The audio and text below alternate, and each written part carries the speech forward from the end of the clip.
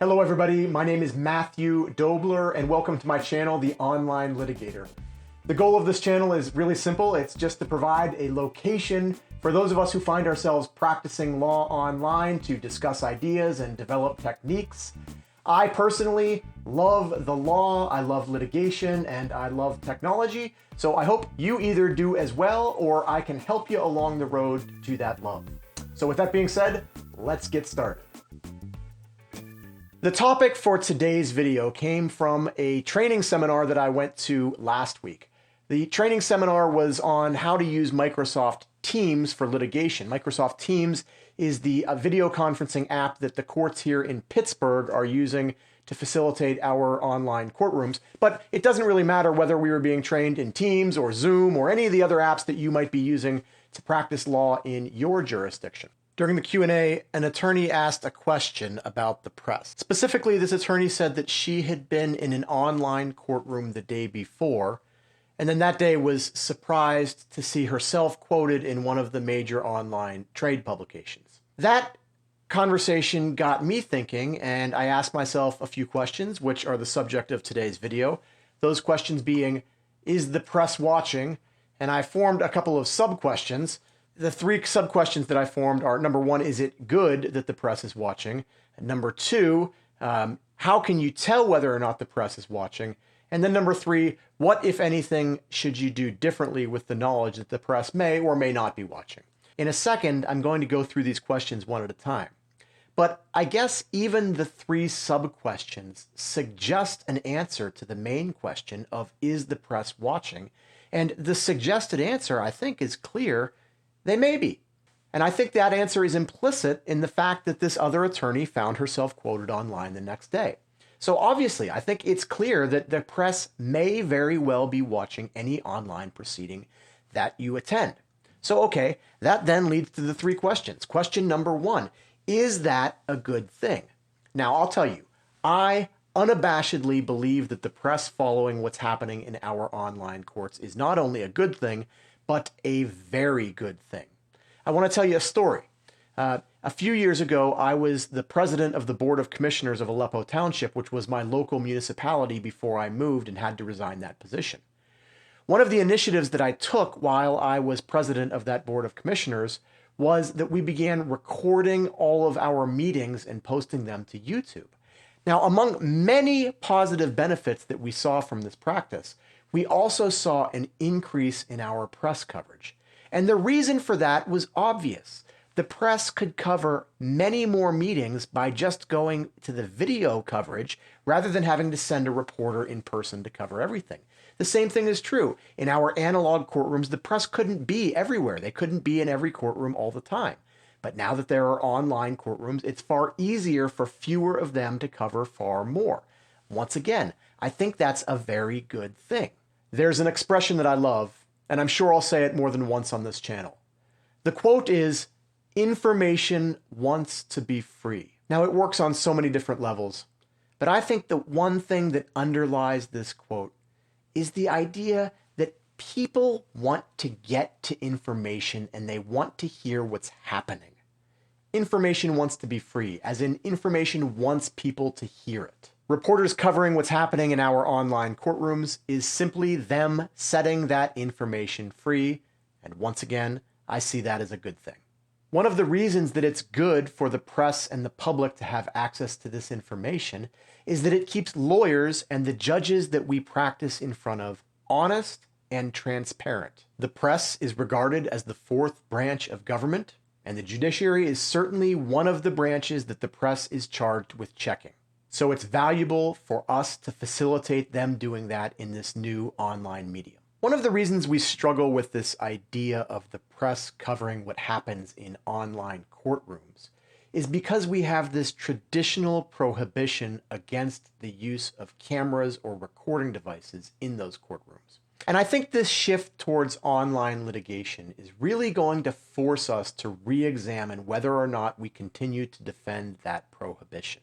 I'll talk more about recordings in a second, but let's just stop to think about even the idea of a camera in the courtroom. 8 months ago, that was no good, but now these cameras are the lifeblood of our online courtrooms. So I think we really have to go back and re-examine this policy against cameras and recording in the courtrooms. And of course, that happens at every level of the courts, from the trial courts all the way up to the United States Supreme Court. Furthermore, before we leave this question about whether or not it's good for the press to be covering what's happening in our online courtrooms, let's mention that any effort to stop the press from covering what's happening in our online courtrooms would be A, unconstitutional, B, unenforceable, and C, really, really bad policy. So whether you think it's good or not, whether you think we should have cameras in the courtrooms or not, I think it's here to stay. We're going to see the press in the courtrooms, and we got to deal with it. So that leads to question number 2. How can you tell if the press is present in an online courtroom in which you are making an appearance? I think the short answer to this question is, unfortunately, you can't. When this question came up in the training the other day, the trainer did a good job of trying to tell the attorney to look in the participants list and see whether or not there's anybody that they don't recognize. And again, I think that is a good strategy, but I don't think it's foolproof. Why not? Well, number one, I don't know that you can necessarily count on everybody being forthright about who they are in that participants list. That participants list is usually self-reporting, it's self-generated, so there's nobody verifying it. But even more importantly, don't forget that any of these proceedings can be recorded at any time and shared with anybody. So even though the participant list might not necessarily say Joe Reporter from the Acme Times, anybody could record that proceeding and then share it with Joe Reporter from the Acme Times. Now, I know some of you are going to say, wait. We make it so that you can't record, or the software has limitations to make it so that you can't record. But even this, I think, is limited. I think that you could always find people who can use third-party apps to record what's happening on their screen. Or you know what? In the worst case scenario, all of these devices all have a camera on them, and that could simply be pointed at a screen at any time, and it could create any type of a recording. So I think it's really important that you remember that any of these could be recorded at any time. And I think it's really important that you assume that the press could find out what happened in your online courtroom at any time. And so that leads me to question number 3. What should you do differently once you're armed with this knowledge that the press could be covering anything that happens in any of your online courtrooms at any time? Well, I hope the answer to this question is nothing, because I hope you have always been the type of upstanding officer of the court who does and says all the appropriate things at all the appropriate times. But if you're not, this might be a great time for a reminder that from now on, anything that you do or say in an online courtroom could be covered by the press. So you should be an upstanding officer of the court who does and says only appropriate things at appropriate times. Now, I don't think that this should come as any surprise to those of us who have practiced law up until this point, because we've always been on the record. We've, in fact, always had a reporter present in the courtroom. It was just a stenographer, and we called that person a court reporter. And now it may be that the actual press is there reporting on what goes on. But if you just stick tight to that idea of speaking on the record and recognizing that you've always done that, you don't find anything new happening here. So let me sum this all up by giving you the 3 main points for this video.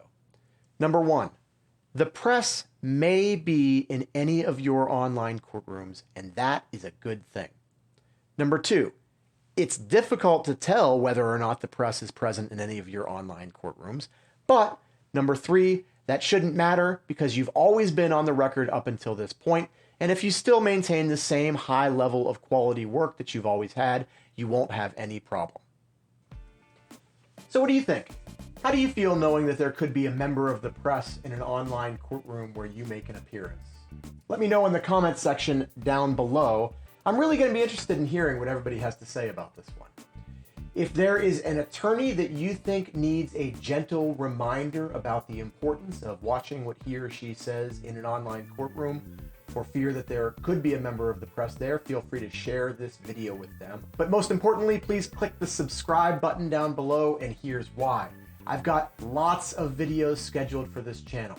I've got how-tos scheduled, I've got questions and answers, and I've got some interviews scheduled. I know you're not going to want to miss any of the content that we create on this channel. So until next time, thanks very much.